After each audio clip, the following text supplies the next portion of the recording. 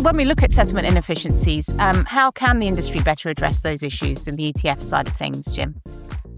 Yeah, so Ben touched on it a bit briefly there, that there are initiatives in place that are trying to overcome some of those post-trade barriers.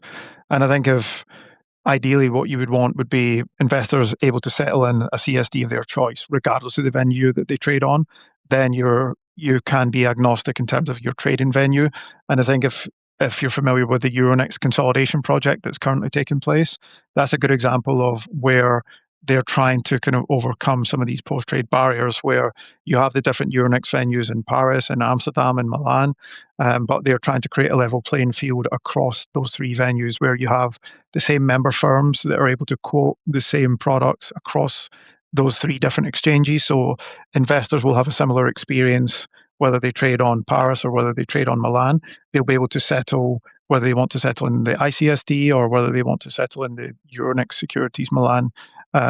They will have the option to do so. So they can be agnostic, or from an ETF provider's perspective, you can be agnostic in terms of the listing venue that you choose to put your products on.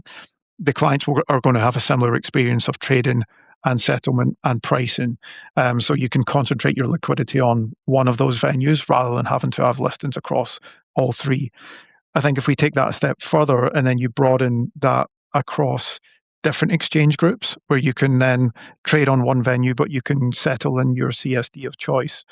So this example is just the Euronext venues, but if you had that across all the different venues that ETFs are trading on, then you start to see a lot more liquidity concentration.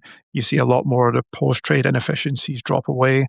That would just be one example of some of the post-trade barriers that we could look to remove by having greater interoperability at the CCP level, and then kind of greater connectivity between the CSDs and ICSDs I mentioned as well, because you still have different treatments and operating frameworks, different cutoff times, different corporate action treatments. If we can align and create harmonization there, then we continue to remove some of these post-trade inefficiencies that are generating these kind of larger fail rates compared to other asset classes. Even things that broader adoption of auto partials, I think would help the ecosystem. That's something that not everyone does currently, but if we move to an environment where auto partials become default, there are cost considerations to that, because if you continue to split your trade up and you're having to pay for each individual settlement, then that can become expensive. So there are things that we need to work through there.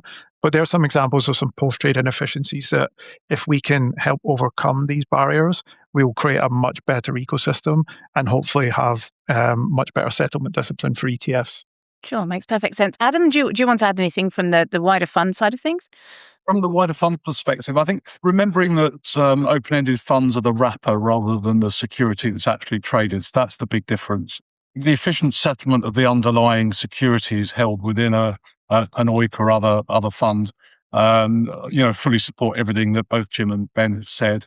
I have to make this my personal view, but there's a lot of talk about trying to grow UK European capital markets, and there's almost an unhealthy obsession with what's going on at the front end in terms of dark volume caps and so forth. The real issue is cleaning up the settlement process, reducing the frictional cost of trading, and with good fortune and a sort of following wind, hopefully the focus will become purely on that. And applaud Euronext for what they're doing. But really, it's to make sure that we have this total efficiency, and Ben probably would support that 100%. Yeah, completely agree, Adam. I think, and I also think that the one thing that the market's got to be careful of is ETFs are probably getting a bit more attention vis-a-vis its relationship to T+1, because they're kind of, they're in scope under CSDR. Whereas open-ended, you could argue that they're impacted, but they're not under the scope of CSDR. They're kind of, a secondary impact. But, if you're working on T1 implementation in your institution, you need to bring them into scope of your program, because you really need to review, everything that all of the workflows that go with mutual funds. It's really important. We've already mentioned subscriptions and redemptions and making sure that you're efficient with them. Obviously, pricing and valuation of assets in a T+1 environment might need to be tighter. NAV calculation, we've not spoke about that yet. That's getting some focus as well in the EU. Reconciliation, cash forecasting, all of these workflows need to be reviewed in light of T+1. So I would say that, make sure that you're focusing not just on your primary impacted cash equities, debt, ETFs. You need to raise a focus on the open-ended funds as well.